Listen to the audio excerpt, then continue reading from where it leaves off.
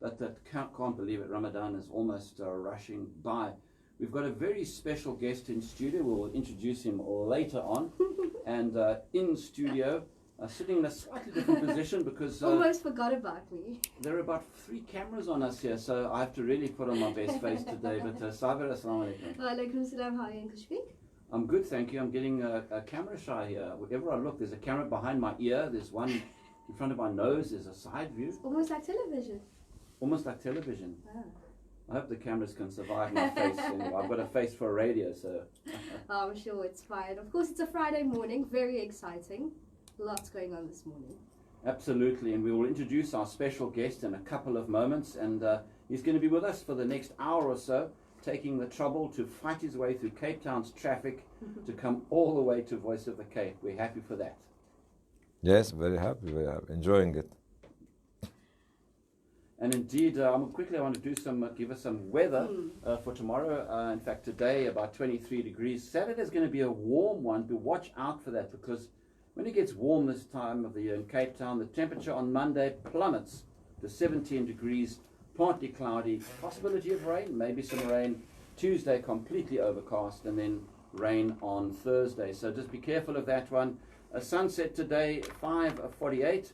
It's getting earlier, and sunrise getting later, 7:38 at the moment. We're going to do some marketing. We're going to do some ads, and then after that we'll be right back with Ramadan AM.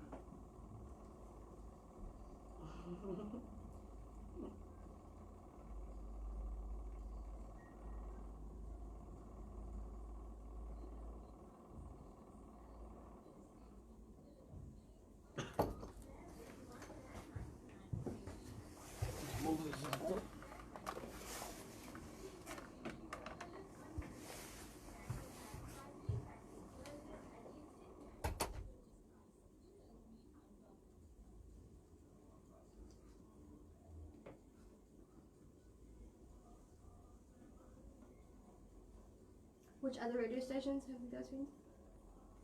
We're transmitted with Salam Media, Radio Islam, Channel Islam. Oh, okay. Everywhere, basically. Qanawi Radio. Oh, okay, cool. You must send my salams to the Qari, Yes. and also to Yaqub as well. We just met him yesterday. We arrived back from Mozambique, Oh, Johannesburg, and he returned from Kenya. Okay. So at the same time, we Yeah, returned from the yeah. airport yesterday. The meeting point was Nando's okay. on the chicken.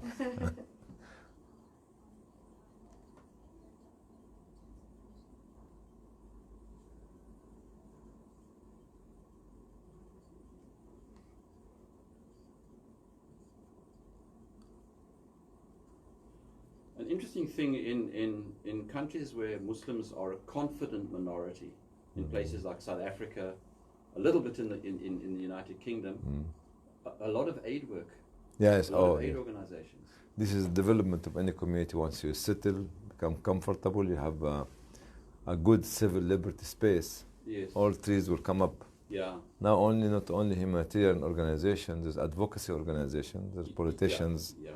You see, because the easiest is humanitarian. Then you go from there to advocacy, to research, to all these sort of things. And welcome back to the Ramadan AM show with Shafiq and Sabira. I'm now going to introduce our honorable guest. He's going to be with us for the next hour. It is Dr. Hani El-Banna. Now, if you don't know who he is, where have you been? He done so many things. How do I get through his CV? He was brought up, he grew up in Egypt, in Cairo. He qualified as a medical doctor. He also went to Al-Azhar for Islamic studies. So he's what you call a polymath. He's a full all-rounder. He can fix up your heart physically, psychologically, and all different aspects as well. And he can give you a meal after your open heart operation. So he's a full all-rounder. He established Islamic Relief in 1984, but he left the organization in 2008 to do more things. He started the Muslim Charity Forum, the Muslim Humanitarian Forum. He has visited nearly 100 countries, over 80 countries. And he moved to the United Kingdom in 1977. But also another thing, and he gets very shy about it, he's got an OBE, the Order of the British Empire. So he's actually met the Queen, And maybe in the next 10 years we'll be talking to Sir Dr. Hani Al-Banna, inshallah. But Dr. Hani Al-Banna, if I carry on introducing you, there'll be no show. Assalamu alaikum. Welcome. Alaikum assalam wa rahmatullahi wa barakatuh. I'm going to kick off with the first question, and then Sabira will badger you with further questions after that. But first of all, I know I've asked this question before, but what motivated you to go into the arena of humanitarian work? In 1983, there was a big famine in Eritrea and the part of Ethiopia, and it was very shocking, extremely shocking. We have not seen something like this in the last 50, 60 years, even more than the tsunami itself. And it was hitting nations in the area. And as a medical student, we felt that we need to do something for the Muslim community, because all the fund has been raised by good non-Muslim organization, but there was no Muslim body at that time. So we sat down with my colleague and we decided to go around and raise some fund. We raised the fund first, then we registered the organization afterwards. So we did not structure properly the work by actually registering organization, then raising the fund, because the needs were more than actually what we expected at that time. Just before Sabira asks the question, so we always learn by our mistakes. That's right, yeah. And just another sort of footnote, Dr. Hani Al-Banna is the guest of Al-Imdad Foundation. Yeah. And I've had the privilege of working with Al-Imdad. I went to Pakistan with them a number of years ago. And like most of these organizations, they're doing absolutely sterling work. Brilliant indeed. Now, of course, Doc, just to understand, back in 1984, at that point in time, like you mentioned, the famine in Ethiopia was the inspiration behind creating this particular NGO. So just to clarify, at that point in time, were there any other Muslim NGOs, or was this initially the very first one? In Europe, as a humanitarian, no. In America, there might have been one organization called Human Concern International, was working in Afghanistan at that time, but not in Europe at all.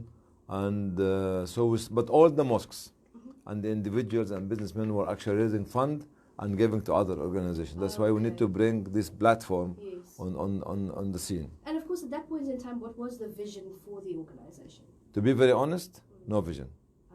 You see, it was just responding to the needs of the people. Our slogan at that time, help, help, help, help. Because we were not mature at that time to think about strategy, to think about vision, to think about whatever it is. But later on, 5 years after that, we started to have a vision to spread globally. And of course, how was this received by the community within the UK, as well as we've seen Islamic Relief now worldwide? Honestly, because we were not Asian at that time, we have a suspicion eye. Because most of the community, or the majority of the community, more than 90% are Asian. But we managed to swim against the tsunami waves of this suspicion of the cultural background. And they started to trust us after 3 years. Because we started to raise the penny and the pound. We did not go for the big sharks at the very beginning. We used to go from mosque to mosque, from street to street, from shop to shop, to distribute leaflets. During the week, actually, I used to leave my medical school and go outside to distribute leaflets even to houses. That's why they used to see me. And we started something called caravan tour. During the month of Ramadan, we used to take a car and to tour the whole country. Every day in a different city, and go to different mosques, distribute leaflets, stay in the mosque, talk to the people. So the Asian community started to see us physically, so they started to trust us. How important is it that the community sees you physically?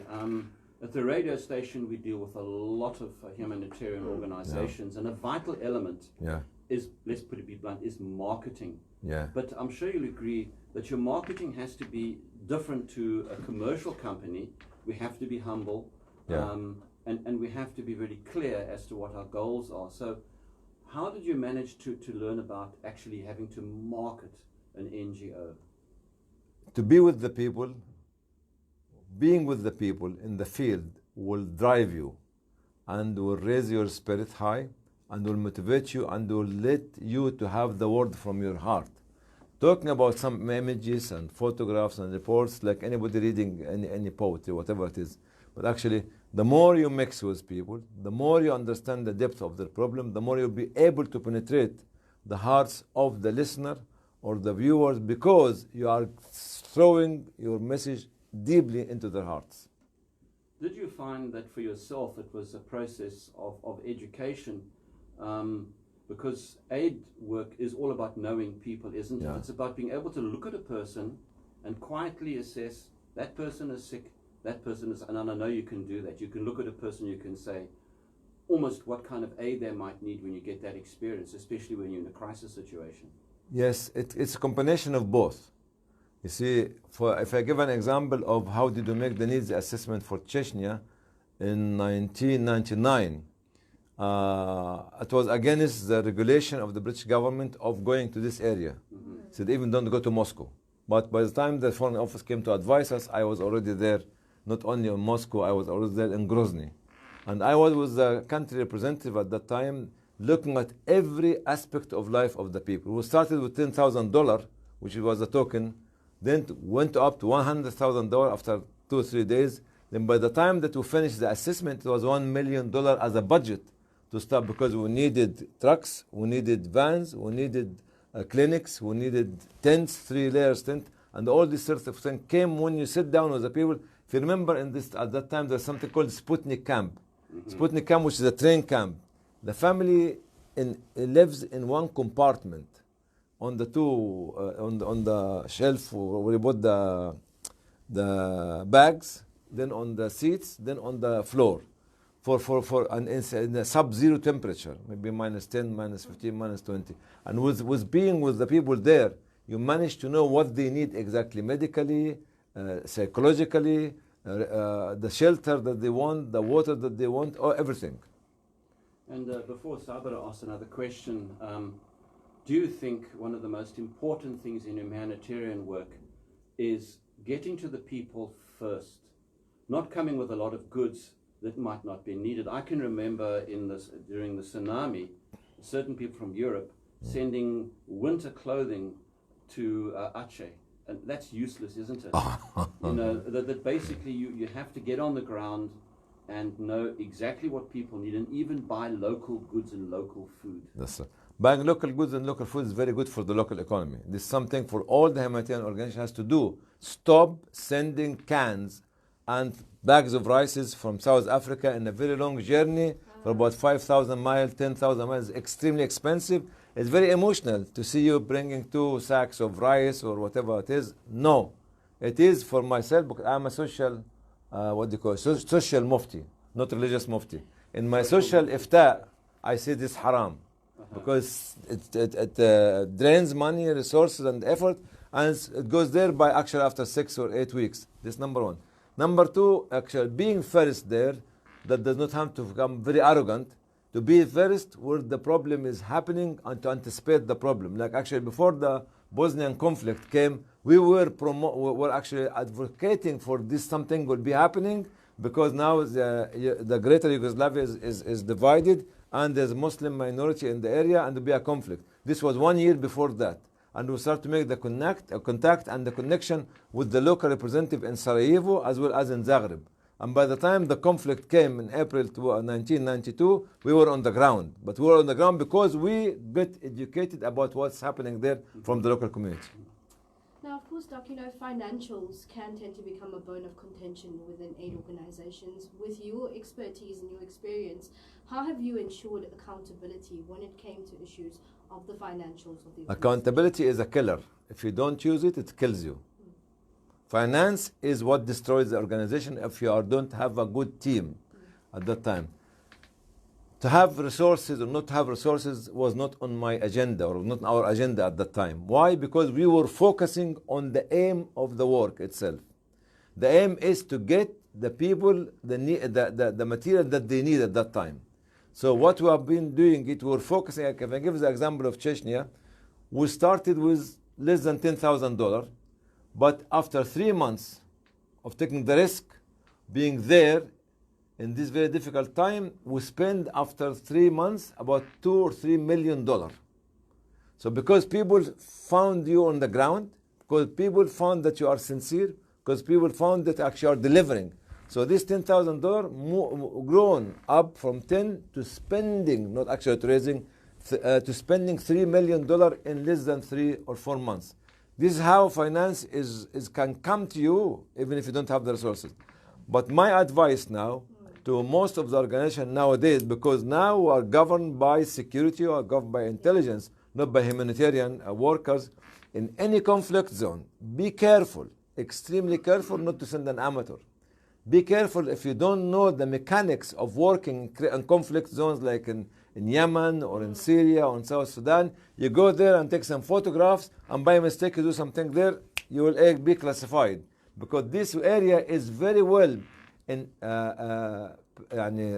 well infested, or there's many secret agencies from different backgrounds. Like if you go to Syria area now, there is secret agencies from different European countries, from different Arab countries, from Iran, and everybody is watching without telling you that you are watching.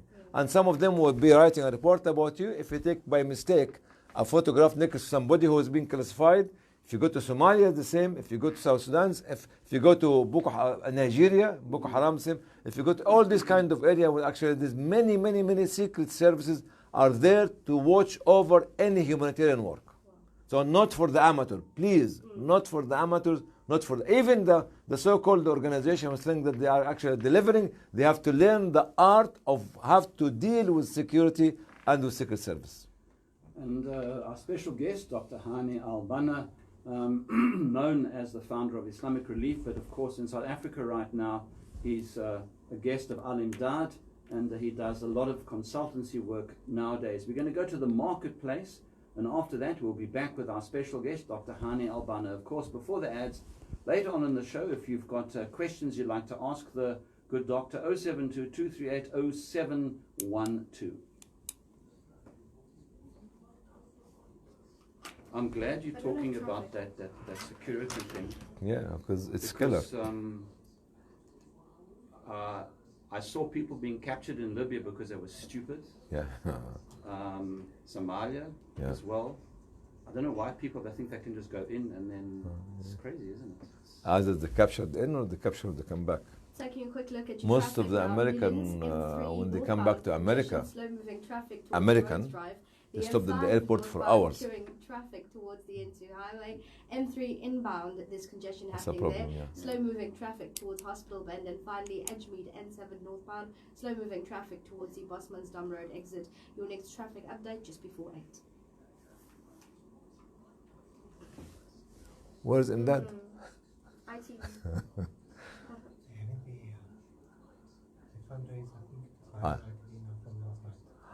Oh, this is in what do you call it? In fact, what happened in Syria, there were some groupings in South Africa that took some aid to Syria, and I got very angry, and I warned them, and they were giving the aid straight into the hands of Jabhat al-Nusra.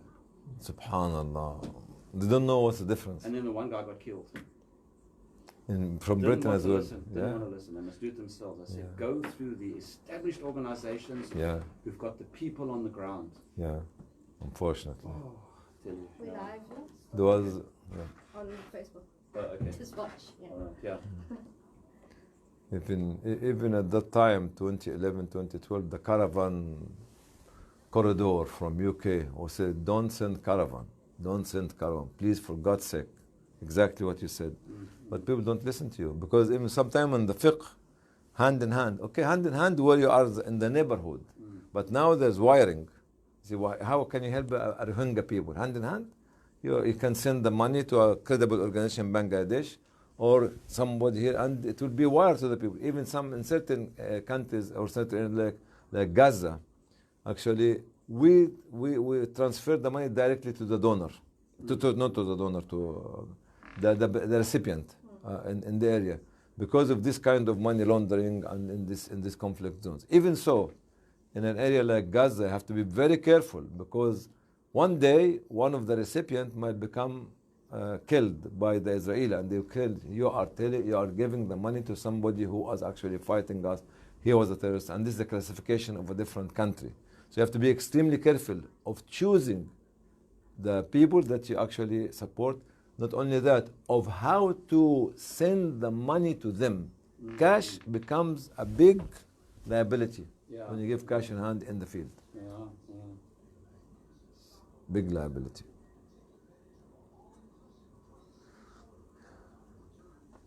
But you can roast me. I can become roasted chicken or fried or grilled chicken, and they can be tasty. Since we had Nando's yesterday for iftari. For iftari, yeah. So are you griller or roaster? Fryer. Fryer. Oh, very. That's. You remind you remind me of the lady who was the one who combed the hair of the daughter of Pharaoh. She was a believer in Moses, Oh, okay. and when she discovered that, you know what they did to her?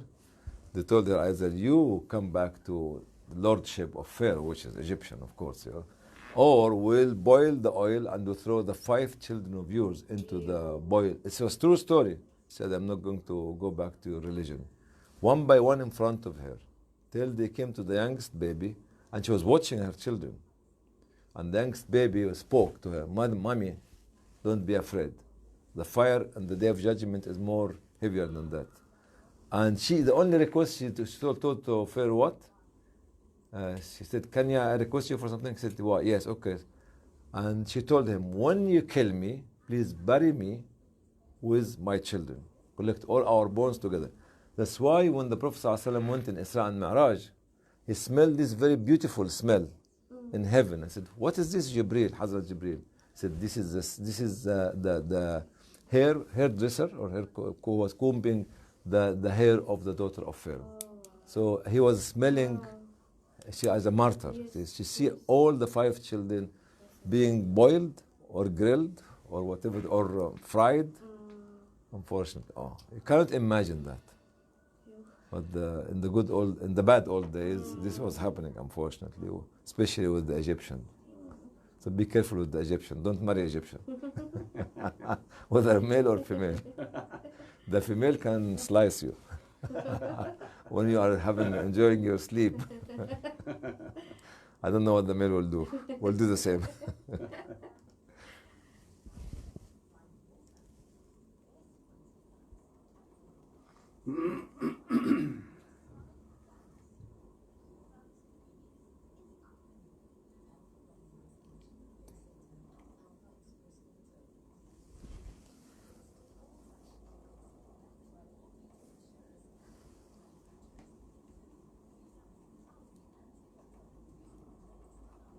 We're just going through some adverts. We have a lot of adverts in Ramadan. Yes. All food adverts. The months of fasting, we advertise for food. The richest table in the year, Ramadan. Yeah.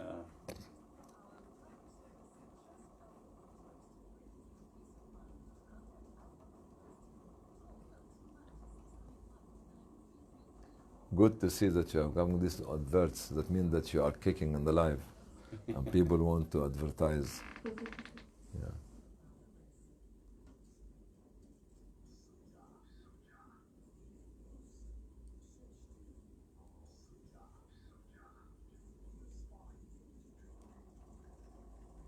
Yeah, they're a drink being advertised, yeah.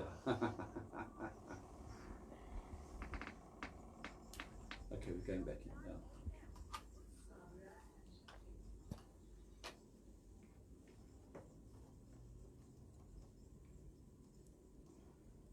And welcome back to the Ramadan AM show, live with Sabira and Shafiq. Our special guest, Dr. Hani Al-Banna, OBE, Order of the British Empire, for his services to humanitarian work over the decades.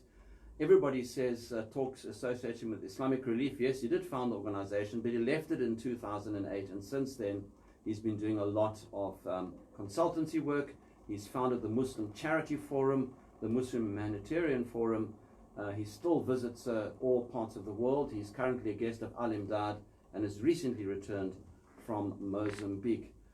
Dr. Al-Banna, just before the break, you were talking about the great need for security of humanitarian organization, and I did say off air, and it was live on Facebook, that a lot of people make a big mistake when it comes to this. They think they can go in themselves when the best thing is to work with accredited organizations, because in conflict zones, and I've been there myself. And you spoke about spies. I can remember being in a hotel in Benghazi in Libya 2011. There were more spies in the hotel than there were us. It was quite ridiculous, actually. Yeah. That just quickly, just sort of your word of warning in terms of that, how careful a person must be. Send your money to accredited organizations. You've got people on the ground who've got the right channels and you've got the right relationships with government, whoever the people might be. You see, it is to do with ego. The ego of myself that I have to be there. This had nothing to do with the religion. Mm-hmm. The religion has to tell you trust people.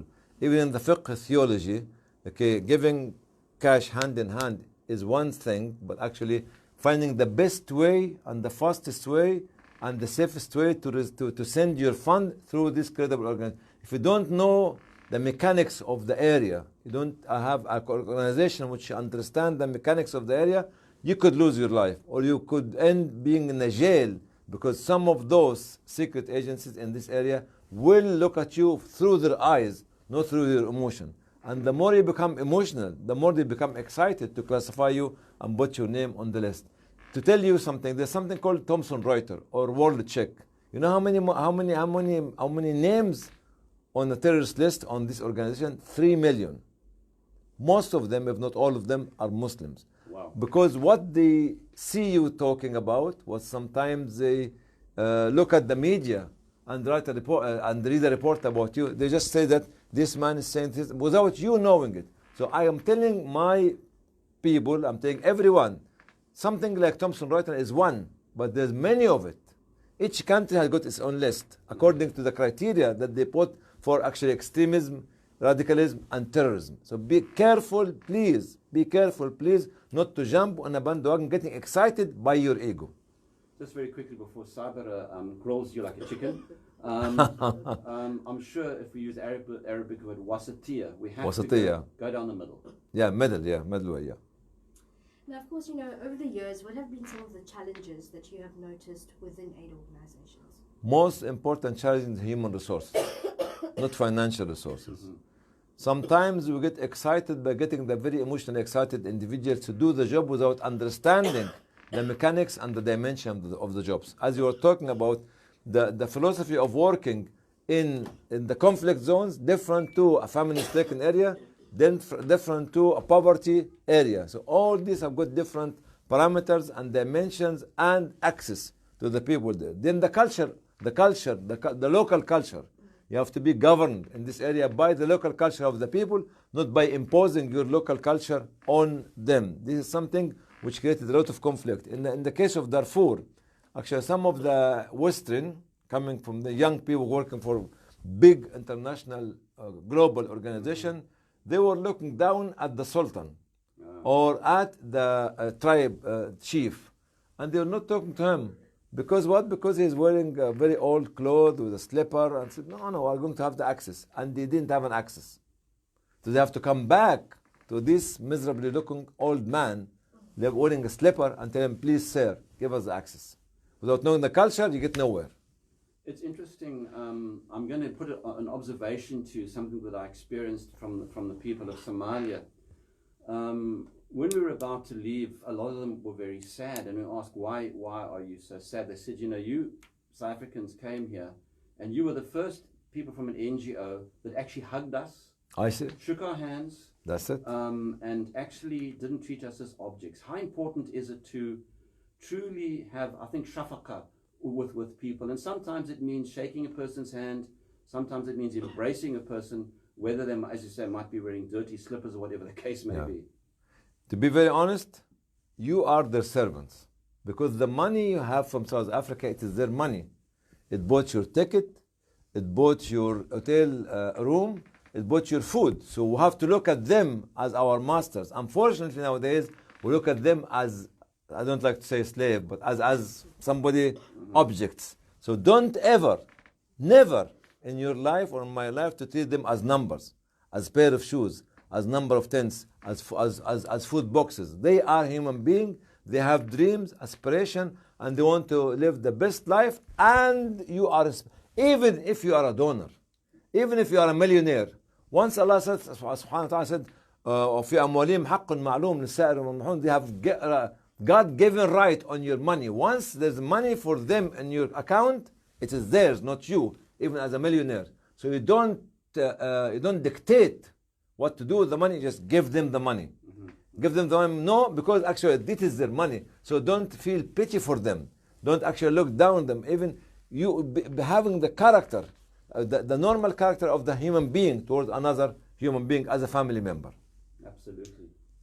Doc, of course, over the years, we've seen various organizations now literally mushroom all across the globe. Yeah. What has been your observation in terms of, obviously there's progression that's been made since 1984, but in general, what has been your observation with regards to aid organizations that have come about not only in South Africa or the UK, but globally as well? Are we headed in the right direction? Yeah, let me take you for a journey. When we started, our Islamic Youth was very small, and I was against anybody else to come. And my wife was hammering me, saying, what resources you have? You don't have any resources. Nowadays, I welcome new organization, but with regulation, with accountability, with a standard. Some people nowadays, because, to be very honest, took it as business. Some people took it as a glamour. You see, this is fame. Let us have an organization. Some of the organization being established somewhere without mentioning the countries. 2-3 businessmen sat down and said, let us do some, create more business and give us this status in the community. This is extremely difficult to deal with somebody like this, but we cannot stop them. But if you would like to deal with this problem, you have to put standard.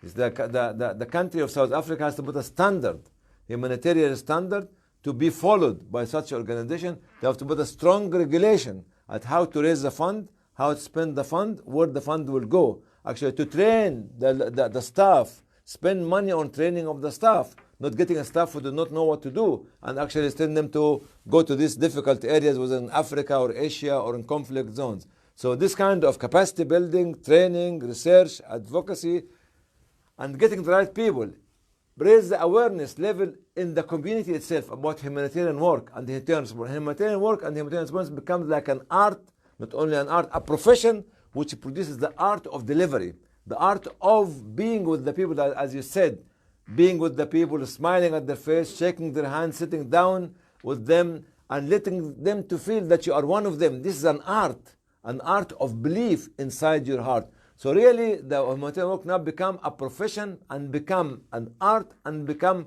something like a career, like medicine, like agriculture, like engineering, like economy, like politics, all these sort of things. Dr. Hani Abana, one thing that is very beautiful that I've seen in the humanitarian field, I'm sure you'll agree, that number one, we might be Muslim of faith and identity, but humanitarian, that work is for everybody, isn't it? It's for all human beings. And on another level, cooperating with other organizations to make the delivery even more efficient. I mean, I've seen Islamic Relief, Al Imdad, Gift to the Givers, Muslim Hands, all the other organizations, South African National Zakah Fund, working hand in hand with other organizations to provide a better service for those who need it. Your comment on that?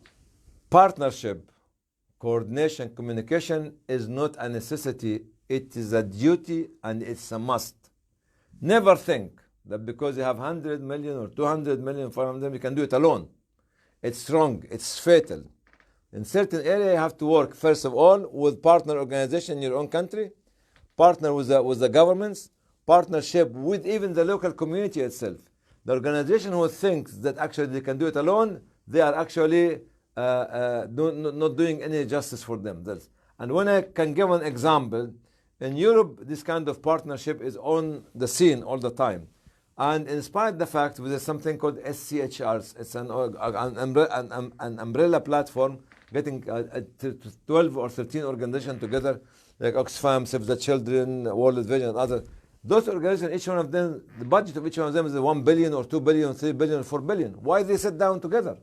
They don't need. They have the finance, they have the history, they have the constituency, but they sit down to coordinate, they sit down to cooperate, and they sit down to plan for the future of the humanitarian sector globally. So we as Muslims must, and the one who does not believe in partnership, he or she are killing herself. The ego in our heart has to be killed.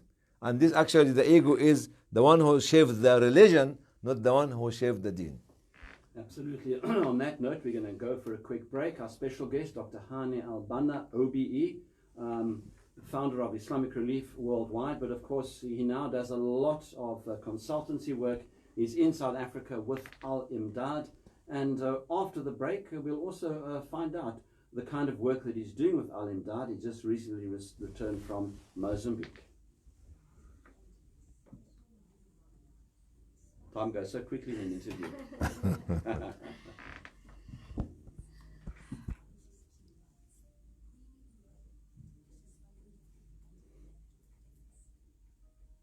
Have you written a book about your life at all? I wrote 1 or 2 books, but have not been published yet. But I have a small book, been written and published, 60 pages or 70 pages. No, that's too short. This was made to be for the school.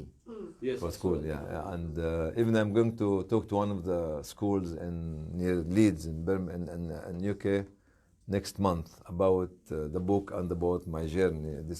One of our dreams nowadays is to bring these umbrellas, to bring people together. Yes. That's why actually you mentioned Muslim Charities Forum, you mentioned Humanitarian Forum. Muslim Charities Forum is an umbrella which bringing Muslim charities in UK together. Oh, that's good. Okay, Yeah. it's very difficult. I know. I'm telling you, it's very difficult. Yeah. Okay, the second one is for the global, which is the Humanitarian Forum, which you find yourself that you are working in this global atmosphere, trying to change the atmosphere. You can imagine if you have a seed you can put in the land to become a tree, but if you want to change the climate, it is more difficult. Yeah. That's why actually it's happening, but it takes a lot of time. And to be very honest, we as Muslims do not invest in research, do not invest in advocacy, do not invest in building think tank groups and institutions. We invest in handout. Ramadan is the month of the handouts. Wrong. Ramadan should be the month of building capacity and building community. But unfortunately, we're still traditional. Very true. In fact, in countries like South Africa, United States, United Kingdom, we should already have institutions and we don't have them. Yeah, and actually when you look at that, your attachment or your history with UK and with USA, you should have this coming to us. But sometimes people interpret the religion differently. Yes. You see, classically. Yes, if the Prophet ﷺ was in the 21st century, he would not have done it the same that he was. The principle would be the same. The core message would be the same. But the delivery would be different. Application is different. The application would be different. Or even with discussing the code of dress of Muslims, especially Muslim men. If the Prophet ﷺ was born in London, so what his code of dress could have been? And welcome back to Ramadan AM. Our special guest in studio is Dr. Hani Al-Banna, and he was the founder of Islamic Relief. Of course, he's left Islamic Relief in 2008. He was awarded the OB, Order of the British Empire. He started the Muslim Charity Forum that gets charitable organizations under one umbrella in the United Kingdom, Muslim Charities, and the Muslim Humanitarian Forum, which works in the global context. Dr. Al-Banna, there's a question has come via the WhatsApp line. It says, one of the things we see being debated these days is the issue of what they call poverty pornography. In other words, it's a picture, people use a picture of a starving baby to raise funds. Does poverty porn address the real structural problem of poverty? Don't ever abuse the needs of the needy. It's criminal. It's criminal. It's criminal. And in my opinion, as a social mufti, not religious mufti, Right. it's haram.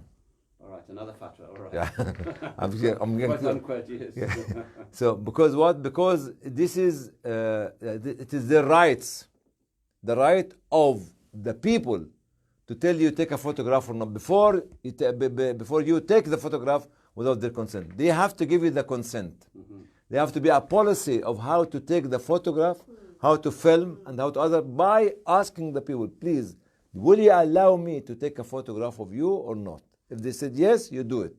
But actually, this kind of heavy word, poverty pornography, it is absolutely ridiculous. It's not humane. It's degrading, not degrading the people who are in the photo, but the people who took the photo. You see, their morale is down, and they are not doing any justice for the people who they pay their salary. Having said that, how important is it for media that go into these regions to report on these cases? How important is it for them to be familiar and to understand how to report when it comes to crises like this? As I said, you have to have a policy of filming and taking the photographs of the big disaster area, and you have to be with the people in this area and asking them and telling them, shall you permit us to take your photograph or not? Mm-hmm. See, I tell you something which I have to confess publicly, because I'm not a saint or I'm not an angel. One day in 1993, 94, when I was in Albania, I did this kind of poverty, whatever you call it, by giving the money hand in hand to the Grand Sheikh of Albania. Now I regret this image. It's very bad for me to be seen that I'm giving this few $100s to the Grand Sheikh. It's his money. Why should I degrade him? To be very honest, if I look at this photograph again, after 30 years, I am the one who has been degrading myself. Interesting indeed. Dr. Albana, tell us about the work you've been doing with Al Imdad. You are the guest in South Africa. You've just returned from Mozambique, which, as we all know, was hit by a very, very severe flood. So tell us something about that aspect of what you're doing in South Africa. So Al Imdad is a member of the Muslim Child's Forum in UK, which is actually established as more than 10, 11 years ago. And I am here as the chairman of this organization and supporting one of the member organizations of Muslim Child's Forum. This is to start with. I'm promoting it as well. What we have seen of distributing the rebuilding packs is more important for me than actually giving the food parcel. Actually, in these two countries, which is Malawi and Mozambique, actually we were doing both, giving the food parcel to the needy, as well as giving this kind of actually rebuilding materials to rebuild their houses. And we went together to see how badly this area in Buzi in Mozambique, where the river came, it was more than 2.5 meters height on the same city. So for at least 1 week, the people were staying on the top of the roof of the mosque. Even the imam was telling me, for more than 500 people were on the mosque, on the top, on the roof there. No food, no water, no prayer. He was saying that we were all making tasbih. And every now and then it was raining. Even the whole city of Beira did not have electricity for more than 4 weeks. So you can imagine how difficult it is. Al Imdad, alhamdulillah, as well as other organizations supporting in this, like Muslim Aid Australia, Islamic Relief and others, were actually there to help from the very beginning. Even actually the people knew their faces because they came to this very difficult area. Even 2 of our workers from different organizations lost their life. When they were coming back, they have a kind of accident. One of them, alhamdulillah, was saved, but another 2 were killed. They came from UK as well. So those people who started to work in this area believed that the humanitarian work is a mission. And actually they have to be there no matter if they lose their life, if they have a broken leg or other, because they have to be next, as you exactly said, next to the people at the time that the people need to be to see them coming to be with them. And that was doing this as well as other organizations, alhamdulillah. I salute them. And before Sabra asks the final question, I want to talk to you about... a griller or a roaster? Yeah, she's going to sort of peri. The question of impact. A lot of people say, yeah, but how can you make a difference? And I believe in the starfish theory. When there's a little boy on the beach and there's millions of starfish and he's throwing them into the sea, and an old man says, but you're not making a difference, and the little boy says it makes a difference to that one starfish. That's right. Do you agree in that theory? I do agree with that, and this is extremely valuable now, that to measure the impact of your work. It costs money. That's why organization does not do it. But actually, if I educate my donor that amongst my work as a humanitarian organization, I need to take something for research, to take something for advocacy, to take something for actually measuring the impact. Because how on earth I will understand that by distributing this 10 tons or 5 tons or 100 tons of aid material had an impact on the life of people there at the time of difficulty? how on earth when I build the water tank on the top of the mountain, this will have an impact. You measure the impact of the water tank on the mountain by calculating the number of children who went to school, because those children used to come down from the top of the mountain to the valley to bring the water. But by bringing the water to the top of the mountain, you actually save their time and their effort to do it to the good school. So you have to measure the impact as a process of building your project. And before Sabra asks you the last question, flavored with peri peri, somebody says, Assalamu alaikum, Shu. Alhamdulillah, Ya Rob, who is the speaking? The person speaking is Dr. Hani Al-Banna. He was the founder of Islamic Relief. He's left Islamic Relief in 2008 to do even greater work. He's founded the Muslim Charity Forum, which is an umbrella body for Muslim charities in the United Kingdom. Muslim Humanitarian Forum, which works on a global scale, and is currently visiting South Africa, a guest of Al-Imdad. Al-Imdad have got offices around the world. The one office is in the UK, and that's part of his UK brief, visiting Mozambique. And of course, Dr. Hani Al-Banna has got decades of experience in the humanitarian field. Always lovely to listen to him. Okay, Sabra, over to you. Final question this morning. Doc, I'd like to know, having, online seen various aid organizations, and I speak from within the UK, in terms of marketing their brands, we've seen them evolve in a sense that it's almost become very glamorous to be associated with an aid organization. I won't take names, but it looks like to be the in thing. You want to be with these organizations because you will get to meet the who's who's, rub shoulders with, the rich and the famous. Is this the method that we're now seeing being used? I see South Africa slowly seems to be following suit, but very slowly. But more in the UK, I see some of the new organizations taking on a very different method when it comes to putting out their brands. There's a fine line between media publicity and between going over or offline. Some of the young organizations go offline most of the time because they don't have the history, they don't have the mechanics yet, and they are so scared if they don't overdo it, they will not get the fund. They don't understand that actually you get the fund if you focus on the issue. That's why if you remember maybe half an hour ago, as I told you, when we started, we did not worry about the fund. We were just going help, and people give us the money. At the time of Chechnya, as I give other example, actually we started with $10,000, but within 3 to 4 months we spent more than $3 million. At the time of going to South Sudan, with no fund, actually, we managed to get fund from UN because agencies, because we went to area nobody else going to visit us. So media is good, but could be a killer. What you have to build your credibility, build your integrity, and build your character as an organization by being next to the people, not overdoing it, by having excessive photography or excessive filming of the poor people to show them, to show the world how pity you are for them. This might be short-lived, but will not stay for a long time, because now you are complaining about it. The more we complain, the more our organization will go down the drain. I see there's one more question that's come through, in terms of just understanding. It's been 35 years that you've been, in this type of work. What has been the greatest lesson that you've learned? To be very honest, the greatest lesson to learn, I would love to be with the people all the time. That's why every now and then I travel. I become rusty when I sit in UK. I become very, miserable when I sit in UK. I polish myself, alhamdulillah, when somebody like Imdad take me to the field to clean my heart and to clean my mind and give me the strength. Now I become more energy, I'll fight back.